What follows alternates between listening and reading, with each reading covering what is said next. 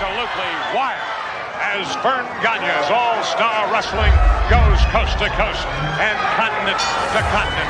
The greatest wrestlers in the world. He may be an apprentice carpenter, but I guarantee you he is a seasoned ring veteran. I've been hit with bar stools, bar rags, barmaids. I'm talking to you.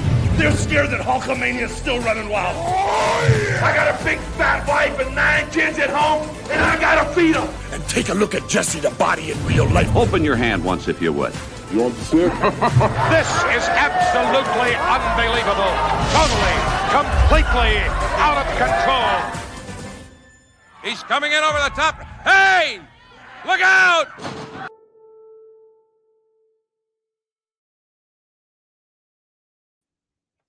Hello, everybody, and welcome in to this edition of AWA Unleashed. We are number one. We are preeminent. That's because we say we are. But, I mean, I'm not preeminent. Joe's not preeminent. Mick's not preeminent. Together, we are preeminent. Or is it that we should be preempted? Oh, God, I can't spell. It's spell check. I'm sorry. We are preempted now. You know what? That reminds me of something. You know, back in the SNR days, around Christmas time, they would preempt SNR to have a 24-hour Christmas log on television, and coincidentally, that was the highest-rated show of the year. I don't know why that was. I lost out to a frickin' Yule log. But be that as it may, Tis the season. No, not yet. No. Football just started. I know. Vikings purple on for tonight's Vikings-Bears game. There we go. The J.J. McCarthy. It starts tonight. See, Joe, it all makes sense because as we're getting ready to record, Joe's like, and I'm like, we're the only podcast where I think somebody has to stretch before they talk. When you hit a certain age, which I'm now 60, I'm 60. If you don't, you feel it later, trust me. So, well, given that, Chupik, I must be Gumby. At this point. Good Lord. If I can stretch anything at my age, I'm happy. Stretch, don't pull. Oh, whichever. Stretch, don't pull, don't tear, no ripping, no tearing, no pulling, just stretching. That's right. That's what we're about. There we go. Speaking of stretching, we love to stretch facts every once in a while. And we may have, well, not we, there's no we in this, because there are a couple of things that we need to bring to, we as in I need to bring to attention, but we were not the ones at fault, meaning me. This was a mistake that you guys had. So I'm going to put it on you. First of all, tell us about how you screwed up last week's show. Oh, real easy. Real easy. We're trying to remember back 41 years, and in the heat of the moment, completely gapped and forgot that Ken Patera was a tag team champion with Jerry Blackwell. That would have been about 5-ish years before he and Brad Ringens were tag team champions. So Ken had 2 tag team championship runs. Hey, it happens. Chris, the reason that I didn't call Joe on that, number one, we were live, and of course I didn't want to dick around because God knows we don't waste any time on this show other than what we're doing right now. And the other thing is, when you correct Chupik, it's like you're putting a target on your back. You got to look over your shoulder for the next couple of weeks, months, whatever it is. He doesn't forget. And come on. What? Come on. The only thing that you forget is dates of wrestling. I don't think Mick's seeing that. I don't think Mick's seeing that. Either that or he's no selling it. I'm no selling it. I'm no selling it. Wow. Nope. I'm not putting this guy over anymore. That's it. No. And for the record, that's here we not the go. last time that we're going to fuck up. And I've said it on this podcast. That's all The this fans show that are is, is when they listening fuck out up. there. See, smoke's coming out of his ears now. I love this. No, the fans that are listening out there, not if, but when we fuck up, let us know and we'll admit it. Plain, it's that simple. Man. Good thing they're not doing a blood pressure check on you right now. You're Hold on. Hold on. I think I gotta go change my shorts now. I'm gonna say I looked up and Joe was ready to pop a vein. oh my God. We're no selling everything today. Yes, Oh, we are. God. Well, we have including memberships, may I add. hey, we have accountability, but no credibility. So we have some ability, but we also don't have ability. It took you a week, but you got the line in. Well, I know because somebody else stepped on my touchdown call. I don't know who it was, but it was one of you two. It was probably you, Mick. Wait a minute. Wait, what? Got it. Anyway, you're talking about the $4.99 a month. Oh, I love doing this show with you guys. It is just the cat's meow, as the kids would say. It's a great retirement show to do. Hey, $4.99 pinfall members, you guys, I'm telling you, this is so much fun. You're going to get access to this podcast a day early, so you're going to get on a Monday. You get access to our exclusive watch along with the updated commentaries. Think MST3K, Mystery Science Theater 3000 matches wrestling. You get the Back to Ringside with Mick and myself, which we're going to be doing the new one tomorrow because we got Monday Night Raw tonight. You're going to get a personalized thank you letter with a sticker and a magnet. I do have some of those that do have to go out, and 5 photos from Slick Mick's Picks. And Mick has gotten those. As far as I'm aware of, Mick has caught up with his, and he will get those out today. So that's what I'm understanding. Is that kind of did I get everything there, guys? You know, you really did. But as you're talking, I'm thinking, for people are paying $4.99 a month. Why are we punishing them by giving this a day early? I mean, seriously. I mean, That's the preeminent price. Okay. Anyhow, we've killed 45 minutes? 11 2 hours. Only about 8 minutes. But the recording says 12 and a half. But we did kill 8 minutes as well. You guys, if you're a Slick Mick guy like I am, or you want to show people, it's raining in Miami. If you want to go, get slick with the ladies, and we know that Carbo was slick with the ladies. It's a raining in Miami shirt or hat. You can definitely wear that, and the ladies will be like, "What is that?" And you can be like, "I don't know." What would Wally say, Mick? All you need to know is that it's raining in Miami, and I'm not wearing a raincoat. Proceed at your own risk. Except Wally would only be wearing a raincoat. So T Public for all of that stuff, you guys. All right, we are going to get into 1966 here in a minute, but I know that there's also something else that was supposed to take place, or it kind of took place just a couple of days ago. Why don't you guys kind of discuss that, because it actually involved one of the individuals that we talked to not too long ago here on the show. Jay Soltis, referee supreme Jay Soltis, the senior official in the state of Minnesota Pro Wrestling, was supposed to referee his last match after 30 years in the business just a couple of days ago. Jay Soltis pulled some strings, so he's doing a Vern Gagne. And he's coming out of retirement again, because his first retirement was a work, apparently. And, at some point down the line, outdoor show, rain and everything else, it canceled his retirement after 30 years. Joe, you were there. I was not. Kind of a dismal scene, really. Yeah, I was there for about a total of 45 minutes before all of the cloud seating that Jay paid to do prior.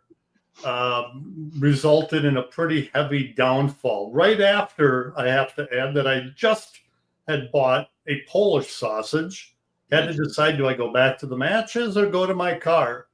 Well, she opened up and the car won out. So too bad Jay didn't get his last shot, but he was able to spend some time with a bunch of workers that he hadn't seen for a while. So at least he got that.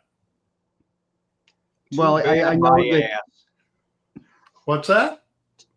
Go ahead, Chris. No. You obviously you have something that is going to be more important than I have. Not well. Usually I do, but in this case, Soltis was there talking to both of his friends, and there was a pretty good crowd there. But again, knowing Jay Soltis the way I do, he's going to milk this. He's going to do a homogenization and pasteurization and everything else for as long as he possibly can. 2% skim, fat-free, he'll milk it. But congratulations, Jay, on your impending 30-year retirement. Did I know that nice for once, Karch, will ya? Just once. Nope. You prick. You're a liar. You're a prick. I got something I want to ask you guys, but I think I'll do that off camera because I don't want to offend the person that may be the culprit. Because I had a question now about Jay's retirement, but I'll ask you guys after.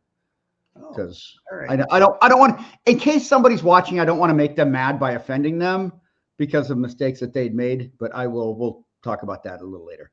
All right. Wow. Well, I don't want to call them out. No, go ahead. Good call. Good call. We offend people anyway. We don't need to add to the fuel of the fire. I offended myself. I offend people the minute I open up the microphone. Let's talk about 1966. It's a year that I am very unfamiliar with. So I know we did 65 before, but we're going to kind of kick it in here, guys. I'll let you guys kind of go back and forth. I'll put the pictures up and then I'll just kind of chime in as usual. But Joe, I guess we'll kick it off with the world champ. Yeah, well, there you go, Mick. So let's right there, the AWA Heavyweight Championship of the World in 1966. Who was it, or who were they? It was a who was it, because this gentleman carried the championship for the entire year, and there he is, Maurice Mad Dog Vachon. Mad Dog was the champion throughout the year 1966. There were no title changes, although I should clarify that because in another city that we talked about before, Omaha, there were a couple of 1 week, 2 week title changes that weren't acknowledged by the rest of the AWA around the horn. So effectively, Mad Dog was the champion, of course, heel Mad Dog Vachon in his heyday as a heel, 1966. It's a very impressive mohair suit that he is wearing there. Isn't that something? And I believe he handed it down to George Steele in later years. But that's the dog did not get cold in the wintertime. I was going to say, I'm glad somebody mentioned it because that dog's got a heavy coat. A lot of fur there. A lot of fur. I don't know if he goes to the dry cleaners or to the doggy barber. Not quite sure. He goes to the groomer. Yeah. Okay. Well, AWA Championship, Heavyweight Championship was easy. It was just Mad Dog. What about the tag team champions? You had two in 1966, carrying over from 1965. This is the tag team of the Crusher called Gertrude and Sylvia, the Dolly sisters. It was Gertrude Hennig and Sylvia Race. Pretty Boy Larry Hennig and Handsome Harley Race were the initial tag team champions going into 1966, but the team that they had a perpetual feud with happened to upend them. And later on in 1966, Hennig and Race dropped the championship to these two guys right here. That is the Crusher and Dick the Bruiser. And noting by Crusher's hairstyle there, let it grow out a little bit. This would have been a later picture of Crusher and Bruiser, but Hennigan Race, Crusher and Bruiser, they traded the tag team championships in 1966, and God, what I wouldn't give for video footage of those matches. They were hellacious, but of course they are part of history. So you brought up Crusher's hair and it being 1966, and it got me to thinking, with his, as he used to say, people would mistake him for Johnny Cash. So with Crusher's singing ability, was he trying to become the fifth Beatle at the time? You mean with the hairstyle? Yeah, it could have been. Yeah.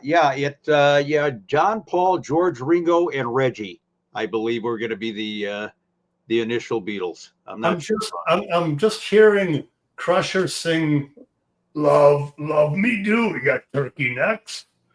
Oh, that's good. That would have been interesting. Yeah, give me a little Ring of Fire, Crush. Come on, Crusher, give him a Ring of Fire. It is burning a little at the moment, but we'll let's get back to 1966. Okay. So,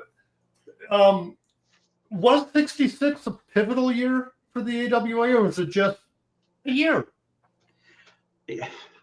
I don't think back then there were any just years. Some were more pivotal than others. I would say, we did one in 1965. There was a lot going on, a lot of title changes and what have you in 65. So in terms of, whether or not it was pivotal, I don't know if 66 was monumental in the history of the AWA, but it was rock solid. And you're going to see by some of the names and the talent that we talk about from 66, the AWA was doing very, very well in 1966, kind of a carryover from 65. And remember, the AWA itself is just 6 years, really 5.5 years into their existence at this point in 1966. So still kind of a fledgling promotion in the scheme of things. So when you talk about, being 6 years in, I know that they split from the NWA. Was there a time where it started to take on more of a Vern Gagne personality? You know what I mean? More so than being an extension of the NWA, where you have to kind of change the roster. You have to change the locker room to get guys that fit your vision, to get talent that fit your vision. Chris, that's a great question, and I would say, in my estimation, as soon as Vern became the heavyweight champion in the AWA, it started to change. It was like almost immediately. They still had some NWA carryover talent, but you could right away, you saw that the promotion was built around Vern Gagne, and it just got more and more and more over the years. But yeah, Vern's stamp and his influence right out of the box. Okay. For those that don't know, maybe they're new to the show, but AWA was based in the Twin Cities, and we're doing this podcast from the Twin Cities. So I say that as I ask the question. So in 1966, Mick, was the AWA, was it at the Minneapolis Auditorium? Was it the St. Paul Auditorium or the Minneapolis Armory? Where were they typically running? And was it weekly still? It started to not be as much weekly as it was in the early 1960s. They started to be, maybe a couple of weeks in between, not the once a month that happened in the 70s and the 80s. They were running at the Minneapolis Auditorium. They were running at the Minneapolis Convention Center.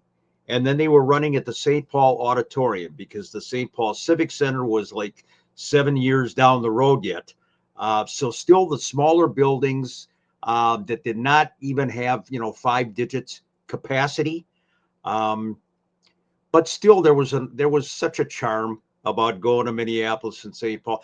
And I love the Minneapolis Auditorium, but the St. Paul Auditorium, that old rickety auditorium, there was something about it that just was magical when it came to pro wrestling.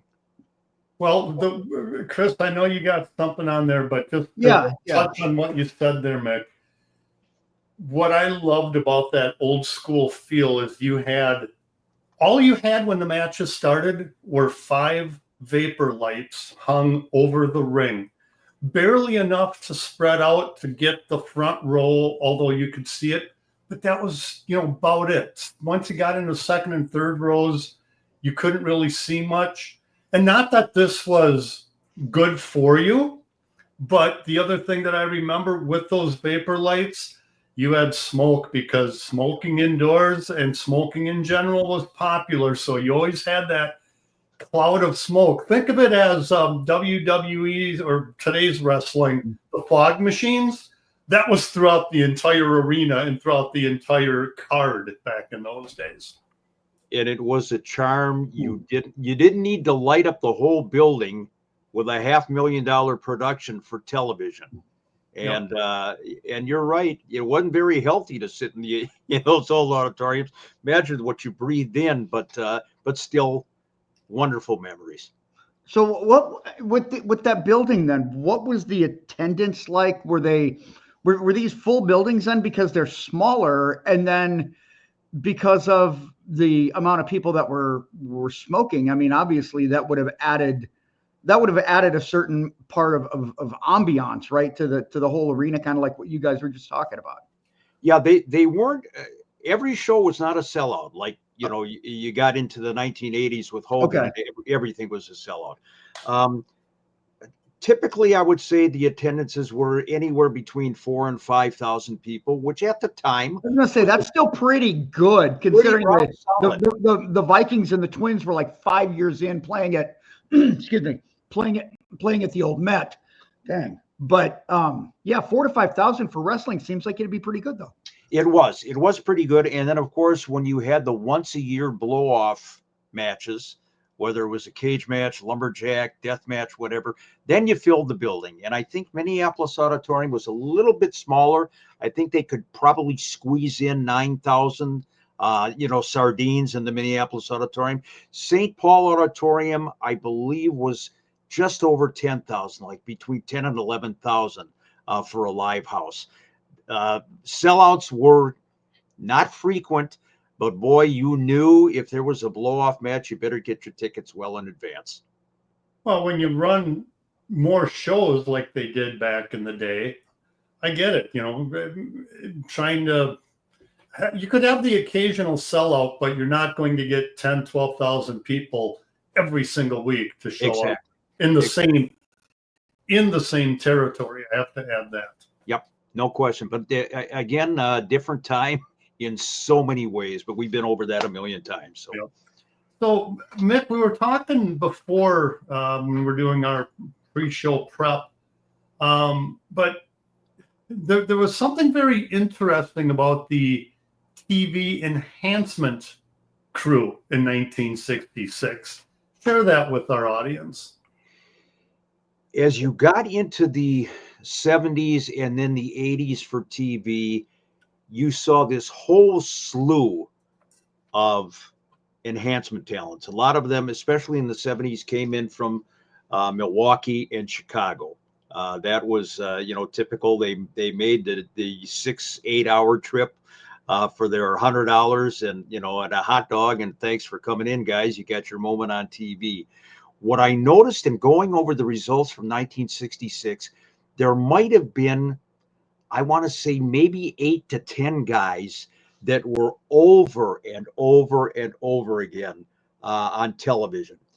This was a little bit different. Again, as I say, as you got into the 1970s, they had a pretty standard crew. They would bring in a guy every once in a while, a different name, but for the most part, and I don't want to get too much into the names because as I'm doing it last night, looking things over, I would like to do just one night or one show about the enhancement guys from 1966 that everybody forgot about.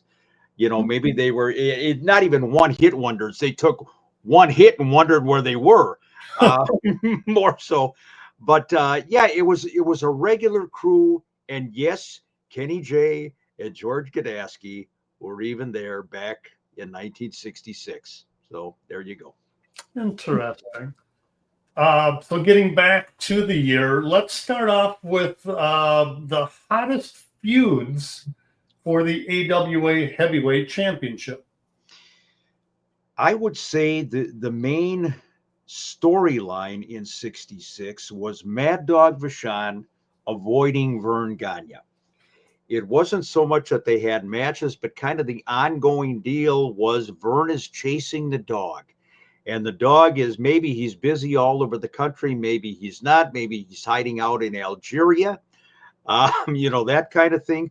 But it was, when are we going to get Mad Dog Vachon on, to sign the dotted line on a contract? This guy's asking so much money, and Vern is just getting shit on right and left. So it was more the chase with Vern and the dog. Dog had his various opponents, Crusher and Igor and what have you. But the main underlying story was, when is Vern going to get his shot?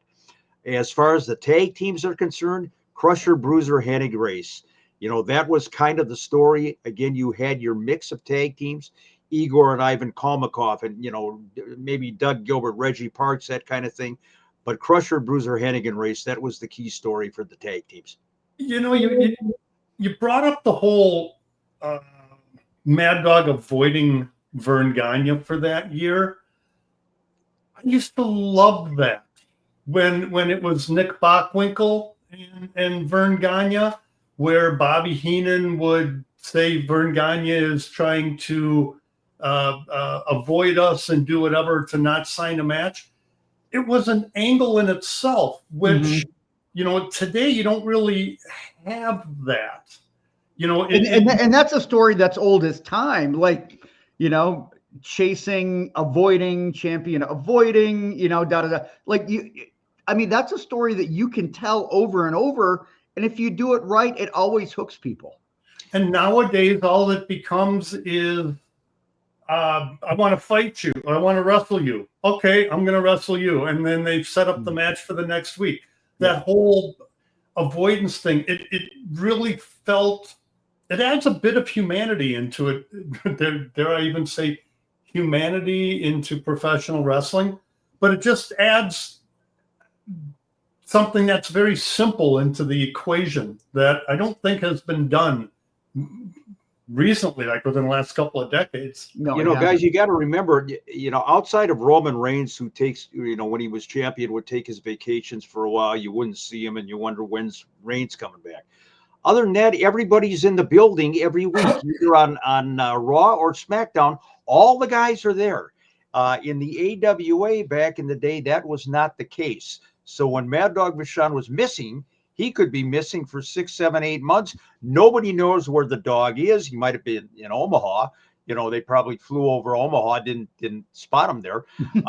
But it was completely different, and it meant something, and the fans could feel Vern's frustration. Vern, the hometown hero, where is this Mad Dog Vachon? He is absolutely avoiding Vern Gagne, that cowardly dog. You don't have that today. Yeah. Speaking of Omaha, I know that one thing about the AWA is, especially in the early days, like it had a very good footprint. And I think the 3-state promotion that, some Jaguar used to call it, and he probably still does. But you've got all of these other cities that are part of it, and maybe like tent poles. But I want to focus on Chicago and Omaha, because these are two. I mean, Omaha not as big as Chicago or Minneapolis, but were they kind of doing their own thing too, or was the booking consistent with what they were doing in Minneapolis? There was two differences. Number one, they were doing their own thing, sort of. They were still AWA cities. They still had the AWA stamp. And for the most part, they were following AWA storylines. But they were two cities, I would say they were really anomalies, because they would use other talent besides the AWA guys. They would maybe have I wouldn't say so much Chicago, but in Omaha, they would have these 1 and 2 week championship changes that the rest of the AWA didn't hear about. And again, no internet back then. Nobody was Vern okay with that? Did Vern know what was going on? Absolutely. Sure he did. Okay. Because Vern actually dropped the title in Omaha to Fritz von Erich. And Fritz was not working up here at the time, and I think this was like 63-ish. He dropped the title to Fritz, but very quickly won it back again. So, yeah, they were kind of doing their own thing in Omaha, and I guess because Vern and Joe Dusek, the Omaha promoter, former wrestler, were pretty close. They had this working arrangement, and then, of course, Bob Luce in Chicago. Bob always did his own thing. But he would incorporate some of the guys from other promotions. But when there was a big AWA storyline that meant something and they wanted to get it out there, then they adhered to the AWA stamp, so to speak. There's a program from Joe Dusek's Omaha Big Time Wrestling, the official program of Omaha Wrestling. And then, of course, our friend Bob Luce. Bob Luce, the carny of all carnies, even put Al DeRusha to shame. And here's one of Bob's subtle, understated program covers. You see the Baron, you see Crusher and Bruiser, and of course, Overkill. Every one of Bob Luce's programs had the word kill, death, destruction, murder, psychopath, everything on those Chicago Wrestling Life lineup sheets. But in the scheme of things, Omaha and Chicago were the two AWA cities that kind of did their own thing. The Denvers, the Winnipegs of the world, they kind of adhered to what the AWA itself, Minneapolis-based, had going on. Yeah, Bob Luce was like the National Enquirer before the National Enquirer. There you go. Yeah. So why do you feel like Vern allowed those two guys to do their own thing and kind of go a little, no pun intended, off script, but like Denver and Winnipeg, like they kind of stuck to what was happening coming out of Minneapolis? Good question, and I wish I had a good answer for you. It would be pure speculation. I just think, in Joe Dusek's case, it was his friendship with Vern, plus the fact I'm sure, you want to do your own thing, but we're going to get a kickback here in the office, in the AWA office in Minneapolis. Just be sure to show us those gate receipts if you want to use Joe Blow on your show. And if you want Fritz to have the title for 2 weeks, or Mighty Igor, who actually had the championship at one point, but you didn't hear about that in Minneapolis. I think the relationship with Dusek was probably a little bit closer with Vern than it was with Bob Luce. Bob Luce, I think, was just, he was Bob Luce. It sounds like you couldn't really tell him what to do anyway. He was going to do it whether or not you liked it.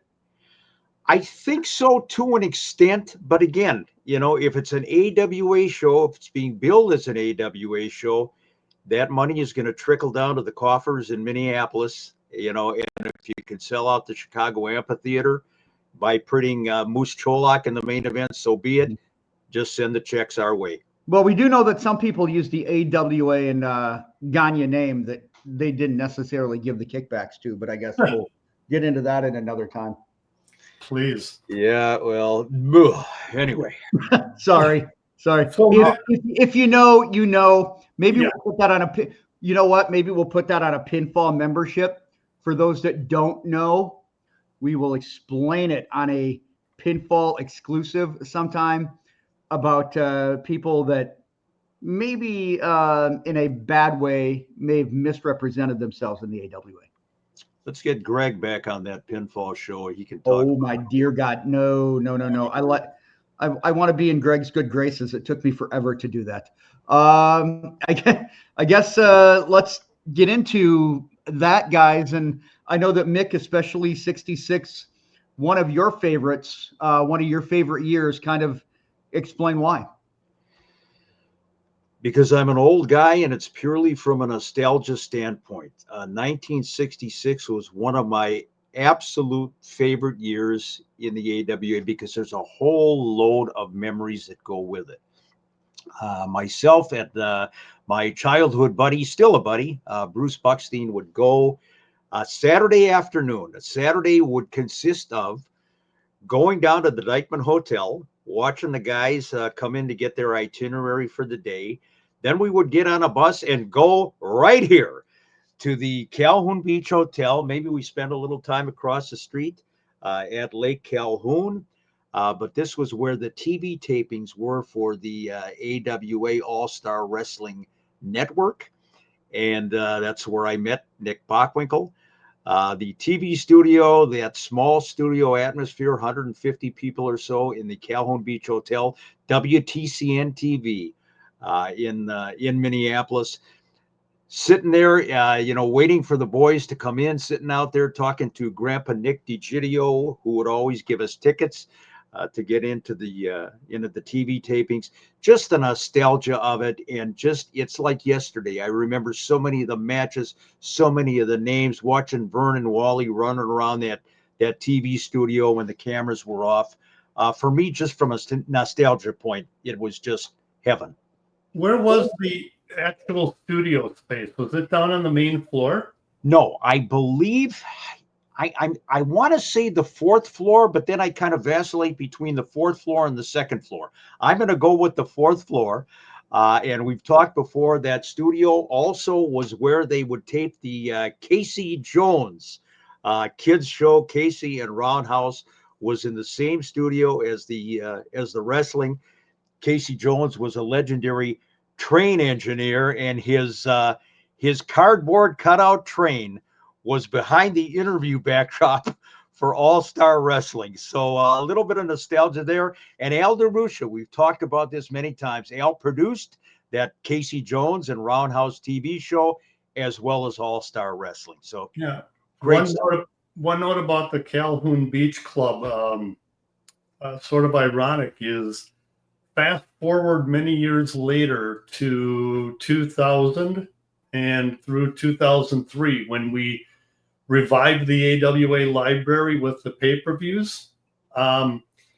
We would have our monthly meetings downstairs in the Calhoun Beach Club. I forgot what the name of the restaurant was there in the early 2000s, but the last meeting that we had, well, second to the last meeting we had there, was when we agreed to the whole price of everything, and that was our sort of our swan song.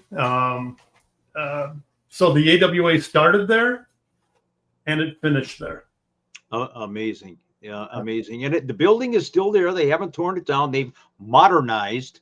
It's no longer the Calhoun Beach Club or what have you, but God, so many memories. And again, the primary memory for me is meeting Nick Bockwinkel, and then outside in the courtyard outside the Calhoun Beach Hotel saying, "Hey, what about a fan club, Mr. Bockwinkel?" And the rest is history.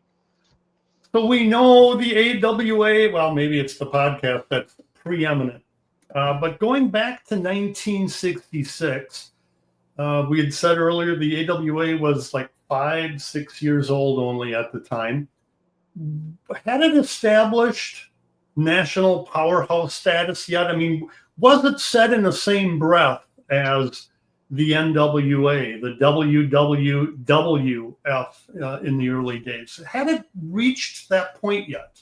No. It was on the way, but the national newsstand magazines, I would say, looking back at the Wrestling Reviews and Wrestling World and what have you, which was the only link that wrestling fans had to what was going on in other territories because there was no internet. It was wrestling magazines once a month at the local drugstore. The AWA was still in its fledgling years. It was making noise, but in a typical wrestling magazine, you might have one page of action in Minneapolis, with pictures of what happened in the AWA. But on the front cover, it was your Gene Kaniskis, your Lou Theszes, your Bruno Sammartinos, because the magazines were based out east. I would say the AWA probably started making noise on a national level in the early 1970s. I think when you had the Bockwinkel and Stevens and that kind of thing, and Vern on top, then it started to get its national notoriety. Maybe when its TV network expanded a little bit, but then you would all of a sudden see some of the AWA guys on the cover. But early on, I would say still getting their feet wet. Before we get into a little put up the photo and do the name recognition thing, as you were talking there, Mick, and we're thinking about 1966, I think about how the presentation of the matches went. There were no pyrotechnics. There was no music that attended. Hell, you barely even had guys coming out in, shall we say, a costume. Right. They came out in a pair of trunks. They might have had a jacket or a robe on, which was probably as extreme as it got. They'd get to the ring. Chances are there wouldn't even be a ring skirt around the ring. You could see under the ring, and there might have been something under there, but there weren't tables and ladders and chairs and sledgehammers and all of this other shit. The wrestlers would get into the ring. The young fans would come up and get their autographs. Referee would check the boots, check the waistband very quickly and loosely. I always wondered why the hell they even doing that. And then they'd start the match. Just a very simple yet effective time. It was a great time. When was the last time you saw a referee call wrestlers, into the middle of the ring for pre-match instructions? Don't pull the hair, don't throw them over the top rope, and of course they're animated. Or Bobby Heenan, so the guy in section 21A knew what he was talking about. Can we throw him over the top rope, instead of just asking the referee? It was a simpler time. And the sad part about it, Joe, is that a lot of fans today will look at maybe some of that old footage and say, what is this shit? Where's the explosions? Where's the pyro? Where's this, that, and the other thing? So completely different time. God, I miss it, but let's get into some pictures. I really think in indie, if you did the old school approach, I think on a decent indie card, I think the crowd would pop for it. I really because do. it's such a different present. I think people would, if you're doing something different, and it'd be like, oh, this is really cool. Yeah, absolutely. Yeah, and isn't that something? The state of wrestling now, to get the good stuff, the really good old school stuff, you got to go to a small indie show at your local high school. Far cry from what you see on television. Well, you just got to pick the right indie. Yeah, absolutely. Good point there. Yep. Yes. So let's get on. Let's just pop up some pictures, and let's do a roll call of some of the other stars. Well, we certainly know who this guy, although he has hair, so it's confusing. He's got a little bit of hair, so I'm going to say that's probably late 1950s, Vern Gagne. Vern, of course, had been the champion. We said he lost the title and was chasing Mad Dog Vachon, but still back in the day, Vern Gagne was the man, and he was he was always the man here in the AWA. His temperament was a little bit more mild back in the 1960s. I don't think he got to be, Vern slapping his forehead till the 1970s. But Vern, of course, a key player going back to the inception of the AWA. You can't say anything about Vern other than he was the boss. That's right. All right, let's keep those pictures rolling. There you go. That is Ivan Kalmakov on the left and Mighty Igor on the right. They were a tremendously popular pair. Ivan was a wrestler, but he was also kind of Igor's mentor. Igor, of course, came into the AWA sitting in the audience, as a fan under those hot studio lights with his winter coat and sledgehammer and what have you. They were a great tag team, feuded with Hennig and Race. Ivan Kalmakov, Earl Bruce, and the Mighty Igor, Richard Garza. So, there you have it. Ivan and Igor, 1966. Garza is not Polish. Garzinski, maybe, but Garza? I don't know the extraction there. All right. Photo, Chris. Who do we got from 1966? Let's take a peek at. This is very interesting. This gentleman, Tim Woods, who also wrestled under a mask as the original Mr. Wrestling. He had a short stint in the AWA area in the mid-1960s in Minneapolis. In Omaha, he was over big time stuff. He here in the Twin Cities area and around the Horn, he was more of a mid card guy in the mid 1960s. But again, Tim Woods, either as Mr. Wrestling, the original, or Tim Woods himself, one of the greatest amateur wrestlers of all time. But again, he was kind of the Joe Dusek, pride and joy down in the Omaha area, but still a mainstay in the AWA. Yeah, I don't know if you had mentioned it, but he was also big in Florida Championship Wrestling. Absolutely. Huge. Yep. And we're going to moving on. Roll call going.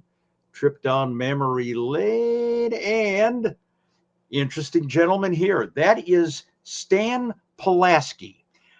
Stan Pulaski, whose real name was Eric Pomeroy. He wrestled as Stan Pulaski, again in the Omaha area. Up in the Twin Cities area here, he wrestled as Sergey, S-E-R-G, I believe, I-E-I or S-E-R-G-I, Sergey Pulaski. And he also worked as the Mad Russian. So, you got, and he also worked, I should add, later on as Stan Vachon. Yes, he was a kayfabe Vachon brother. Again, not much of an impact here in the Twin Cities area, but down in Omaha for Mr. Dusek, he was a mainstay, headline consistently down in Omaha. Don't really have the whole nationality-centric approach anymore to wrestling. The Poles or a Russian or a German. I mean, you have the Asian contingency, but it's not like it used to be. They don't make a storyline out of it. Correct. And which is good in a way. They don't expand on the stereotype, which they certainly did back in the day. What do we got next, Chris? Let's take as we leave Stan Pulaski Vachon. Stan Pulaski, Eric Pomeroy, Mad Russian, Sergey Vachon. That'd be a hell of a business card. Wouldn't it?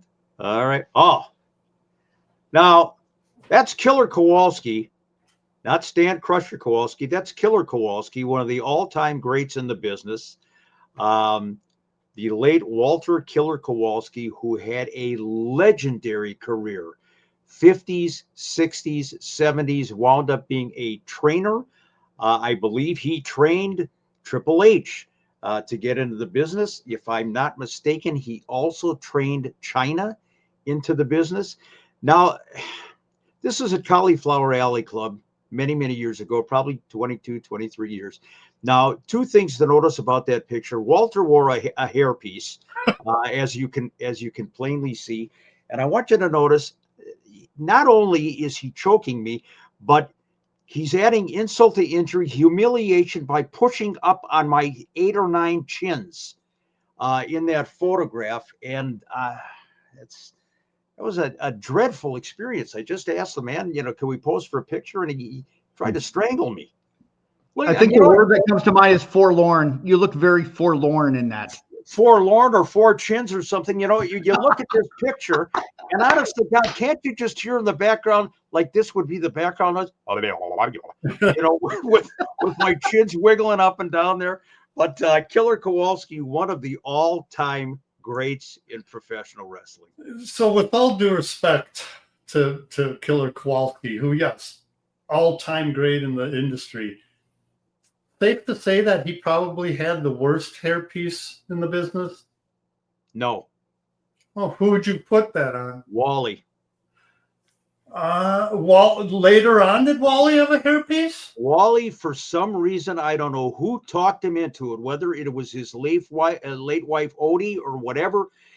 Wally had one of these hair pieces that looked like somebody had run over a muskrat, and Wally picked it up and just put it on his head as he was walking out the door. It was very short-lived. Thank God. I don't know. Well, how do you like the looks of my hair today? Hair today, gone tomorrow. But would that have been after his time in the AWA? Because I don't remember him having it. It was during. Yeah, it was. I don't remember that. You're lucky that you don't. There's some pictures in old AWA magazines and programs, and I think it was kind of like a light brown or a blonde hairpiece, and it just did not go with Wally Carbo at all. But Wally would wear, he would wear dress shoes and white socks, and he didn't care about fashion. You've got to look to try to find a picture that we've got. I got to see that picture on a future podcast of Wally with the toupee. I'll get it for you. Wow. Yep. Okay. Next, who do we have? There he is, Danny Hodge, one of the all-time great wrestlers in the business. We talked about how Danny in the AWA was recognized as the junior heavyweight champion of the world. And other territories as well. Danny not only had the running series of matches with Eddie Sharkey back in the 1965-ish, but he came into the AWA the next couple of years in tag team matches, singles matches, what have you. When you talk about all-time greats, you're talking Danny Hodge. And Joe, you know what's going on here in this picture in terms of Danny Hodge's hand strength. Making apple juice. Yeah. Amazing. This guy was the real deal. The first wrestler to make the cover of Sports Illustrated. The late Danny. Yes. Yep. Hogan did it, the first pro wrestler at the time, but Danny Hodge, as an amateur wrestler, he was the one that got things going. Wow, very cool. Who the heck is that? There you go. Interesting individual here. This is Jay York. Jay wrestled as the Alaskan way before Rick Renslow. Here in the Twin Cities area, Jay had wrestled all over the country. He was a mainstay here in the AWA, particularly in tag team matches. His finishing maneuver, if you can imagine something so simple, it was I guess the precursor to the Oriental spike or the Samoan spike. He would jam his thumb. It was illegal at the time. Made sure the referee didn't see it. Jam it into the throat of his opponent, and that would get Jay the Alaskan York the pinfall victory. And he was part of a tag team here in the AWA area. Teamed up with Mike York and eventually became the Alaskans. But here in the AWA area, he teamed up with a different individual, and I don't know if we have his photograph. I just wanted to clarify that we're talking about a different Alaskans team. It wasn't the Rick Renslow. Yes, exactly. Okay. Yeah, Rick Renslow and Dave Wagner were the follow-up Alaskans. But Stan Kowalski, the Big K, and he hated the name Big K. We've talked about this many times. He and Jay, the Alaskan York, were a tag team here in the AWA, the Alaskan and the Big K. They were a heel tag team, and they were good. They were rock solid, great on the microphone, and again, main evented consistently in 1966. Why did Stan hate the Big K? I mean, there's a big flipping K right in the middle of his.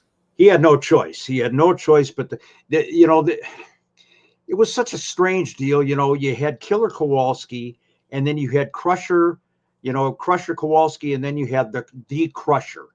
And Stan kind of got lost in the shuffle, and he would always kind of have to be the guy that either did the job in the ring and lost the rights to the name the Crusher, or lost his last name, whatever. He had to go along with the Big K name. He hated it. A lot of people they're going, oh, I know him. That's the Big K. Stan did not like, never call me the Big K. We got that from Stan all the time. What do we have next? We have some more, Chris? We do. The Russians is coming. They are here. Chris Markov. Chris, who also wrestled, of course, as I mentioned this before, Chris Popovich.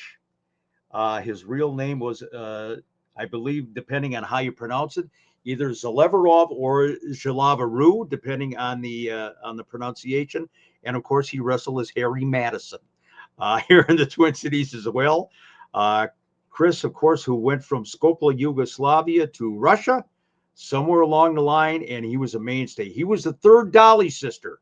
He had Gertrude Hennig, Sylvia Race, and Sweet Lips Christine Markov, according to the Crusher. Oh, God. what I love about doing these shows, just the simplicity of what it was back in the day. Yep. Just love it. We have any more picks, Chris, or is that it? No, Chris, if we go over just a couple of minutes, let's do it, pal, because this is Yeah. a good year. Mitsu Arakawa. Mitsu was one of the original Japanese foreign menaces to wrestle here in the AWA.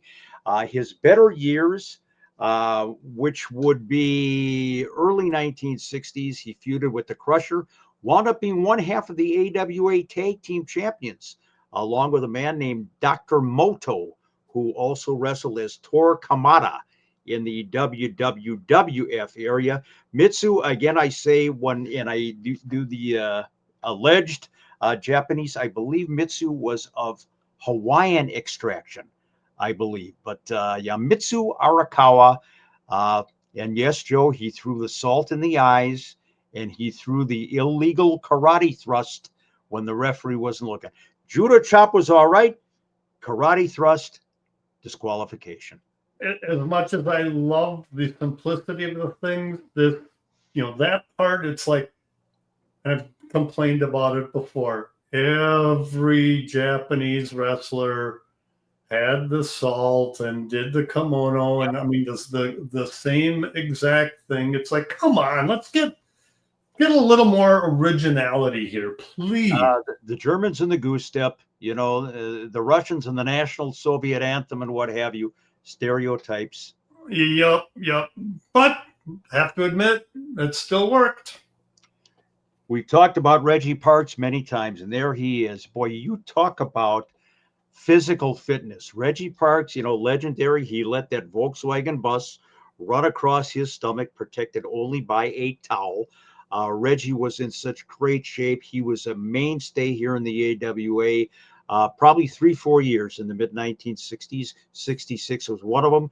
And Reggie was one of those guys in the Omaha area. He was over like gangbusters. Later on in life, of course, he became the champion of the belt makers, making the various championship belts, world title belts for wrestling promotions all over the world. Great understated talent. Great babyface, Reggie Parks. How was he on the mic? That might not have been his strong suit. Reggie was very, very laid back. I would say he had kind of the Brad Ringens vibe. Oh. Yeah, I mean, he would show fire occasionally. But it's interesting. Back in the day, you didn't need to show fire. You didn't have, it was you and then these volatile heels, and Reggie was the polar opposite. Great talent, great guy. Nice. And next up on the list is... Here we go. We mentioned it before. Bill Wright out of Minneapolis, Minnesota. Bill Wright, who became Billy Red Cloud here in the AWA area, and then, of course, became Bobby Red Cloud in some areas as well. Changed the first name. I assume that Bill Wright really did have some Native heritage in his blood, and he became a major player in the AWA. He teamed up with Wahoo McDaniel on occasion. But in the mid-1960s, it was more going against the likes of Mad Dog Vachon. And they had some Indian chain matches, which were a variation on the leather strap matches. And yeah, they weren't for any championship. So Billy went over the dog in those chain matches. Talk about flat personality. I mean, this guy, couldn't get a fire out of this guy if you stuck a blowtorch up his ass. When he was cutting a promo, but he went over very, very well. Yeah, I faintly remember some of his promos, and shall we just say very stoic, very, there was no, it was just like a... And his wrestling style too, Joe, was the same. Outside of that, final, chop to the head, the tomahawk chop, he was a very bland wrestler, but he got over. Yeah. Didn't take much, but also back in the day, he was only here for a short time. Doug Gilbert. That is the Mr. High. Doug Gilbert of the Mr. High and Mr. Low tag team. Doug Gilbert and Dick Steinborn. Doug Debuted here in the AWA, I believe 1962-ish. Had a feud with Mr. M, Bill Miller. Tremendous babyface, one of the first aerial stars to appear in the AWA with flying head scissors and flying drop kicks and so forth. Teamed up with Reggie Parks in the Omaha area. And yes, Doug Gilbert eventually became the guy who refereed Vern Gagne's match with Nick Bockwinkel. Doug kind of went into a semi-comatose state in the middle of the match, and Vern basically fired him over the air on the spot. Literally said to him, Gilbert, you'll never referee up here again over a live microphone. But Doug Gilbert, class act, great wrestler. I got to ask it, although I don't think it is. Any relation to Eddie? No. Gilbert? No. Doug Gilbert's real last name was Lindsay, Linzey, I believe. Okay. There you go. And next on the list, well, that's an easy one. I'm guessing that's Chris Tolos. Good guess. Keen eye for the obvious there, buddy. Chris Tolos, one half of the famous Tolos brothers, along with his brother John. Chris Tolos came in as a singles wrestler in the AWA. His finishing maneuver was the corkscrew, which was a variation on what Blackjack Lanza eventually used as the brain buster. Chris was a great talker on the microphone, great heel, feuded with Crusher. He had a tremendous feud here in the AWA area. Big time star, didn't last in the AWA for a long time, but he definitely made his mark. Great on the stick. Tremendous promo guy and a great heel. Chris Tolos, 1966. Wow. Don't remember him at all. John Tolos? Yes, not Chris. Who do we got up next, buddy? Let's take a peek. There you go. That is Larry Hynemi in his rookie year. Get a load of those trunks. Chupik, did he take your shower curtain or something? Larry Hynemi eventually transformed into luscious Lars Anderson. So this picture, I think this probably predates 1966. Came into the AWA under the tutelage of Vern Gagne as a very milquetoast babyface, and history will bear out once he turned heel, once he turned into luscious Lars Anderson, and then luscious Larry Hynemi. This guy was gold in the ring and on the microphone. Big, tough bully, knocked the hell out of Paul Pershman, Buddy Rose at Vern's training camps, and legendary heel in the business. Along with his kayfabe brothers, Gene Anderson and Ole Anderson. He had, probably still does, has the look on his face of, you'd see him pondering something and then go, hey, really, I think that we can do this. I saw the Roadrunner do this on the cartoon. I guarantee you we can do it. Come on, let's go. Perfect. Absolutely perfect. And anybody that knows Larry Hynemi, and I said on a previous podcast, I think he's pushing 90 if he hasn't turned 90 years old. This guy, he was a big, tough, strong bully, period. Didn't want to mess with him. Nope. And next is... Got to put her on there because she was still here in the AWA. A very short-lived career in the scheme of things, but our good friend Dixie Jordan, Princess Little Cloud. Look at her. I mean, honest to God, this is probably early on in her career. Married for a time to Eddie Sharkey, our good buddy. Absolutely gorgeous, great in the ring. And somewhere along the way, Dixie Jordan will tell us that she pinned Fabulous Moolah. Did not get the recognition, the nationwide recognition it should have, but she pinned Moolah. Great wrestler, great person, love her to death, Dixie Jordan. Very nice. And of course, 66 women's wrestling was a sideshow. Yes. Attraction. Yep. Still, it wasn't a very consistent presentation for the AWA. Yep. Any others? We do. I believe, is this the, Chris, is this the last photograph? I believe it may be. That guy right there. Yes, this is it. You know, little did he know at the time that he would go on to fame and fortune in the motion picture industry, that he would be up for several Academy Awards, that he would be fighting off the ladies right and left. George Clooney, a.k.a. Jim Raschke, Baron von Raschke. This is his rookie picture, 1966.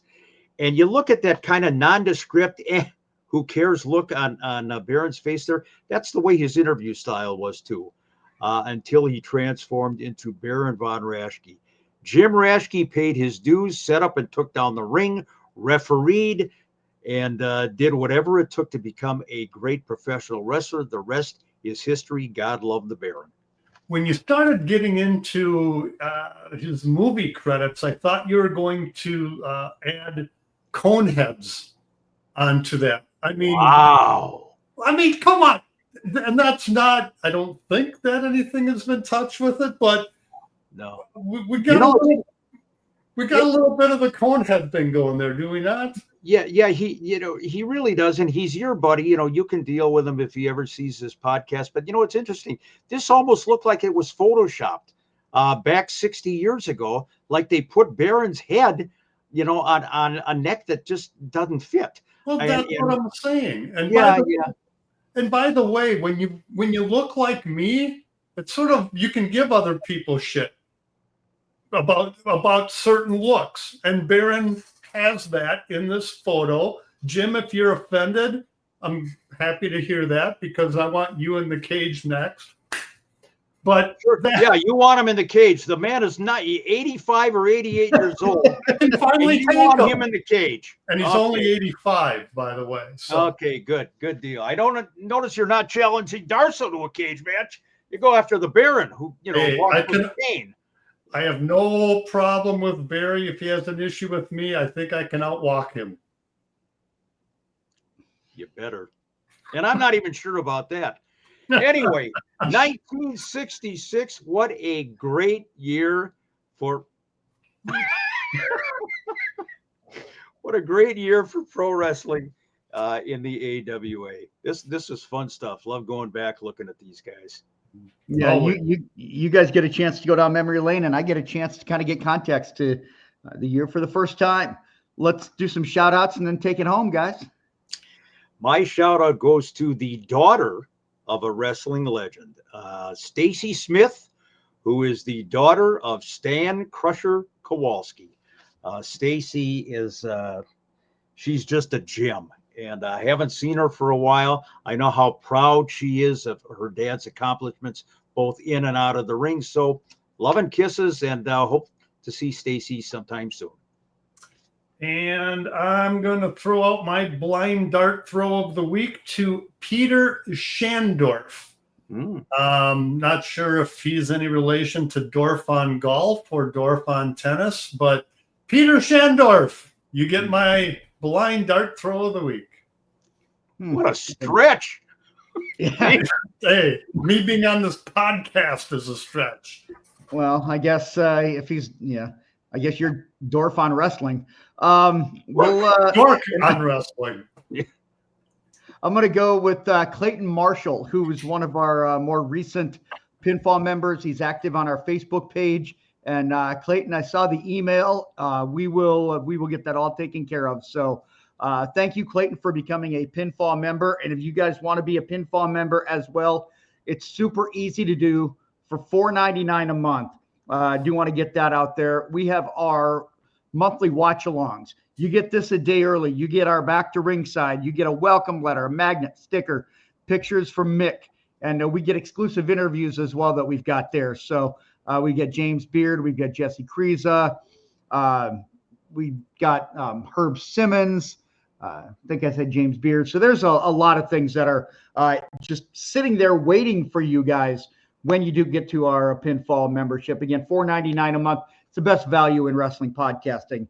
And I absolutely 100% believe that. No question about it. And I really enjoyed this show, not just from the memories, but we had a lot of laughs on this one. It took us about 6.5 hours to get things going. Little production glitches behind the scenes, but Kayfabe. Oh, yeah. What's that? But nonetheless, great stuff, guys, and we'll try to do it again next week. I think I'll so. try. And I would really like to at some point spotlight the enhancement guys from 1965, 66, because nobody ever talks about them. And God damn it, they came in every week and got the crap kicked out of them, and then went back home. So let's put them over down the road. I think you're onto something there. I think it's safe to call us the enhancement talent of podcasters. Well, first of all, we don't enhance anything. And the other thing I would say to you, Chupik, is if anybody knows about enhancement, there you are. Does that include blue pill?